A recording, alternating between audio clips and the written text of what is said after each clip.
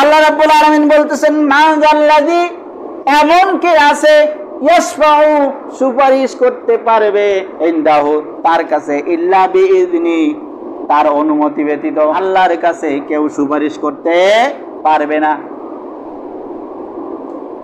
আমাদের একটা ধারণা আছে যে অমুক বাবা তমুক বাবা এই সেই সুপারিশ করবে জান্নাতে।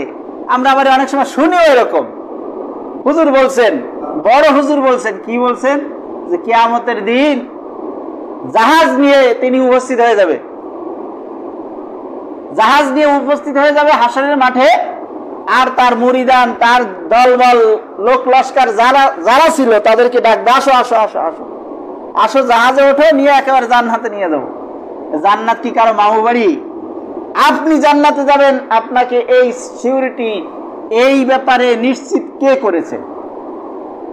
হযরতে আবু বকর, হযরতে ওমর, হযরতে আলী, হযরতে ওসমান, এরা সহ বাকি 6 জন সাহাবীকে আল্লাহ রাব্বুল আলামিনের হাবিব ঘোষণা করে দিয়েছিলেন, জীবন্ত অবস্থায়, জীবিত অবস্থায় ঘোষণা করে দিয়েছিলেন, 10 জন তোমরা জান্নাতি।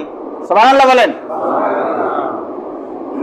হযরতে আবু বকর যখন তিনি ক্ষমতায় বসলেন, যখন তিনি রাষ্ট্রপ্রধান হলেন, ফুফিয়ে ফুফিয়ে কাঁদতেছেন, চোখের পানি পড়ে পড়ে দাড়ি ভিজে যেতেছে।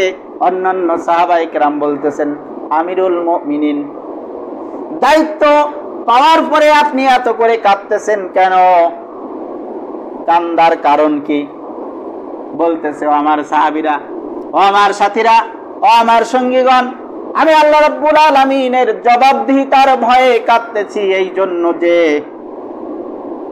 জানি না আল্লাহ রাব্বুল আলামিন আমার কোন অপরাধের কারণে কিয়ামতের দিন আমাকে ধরে বসে কিনা।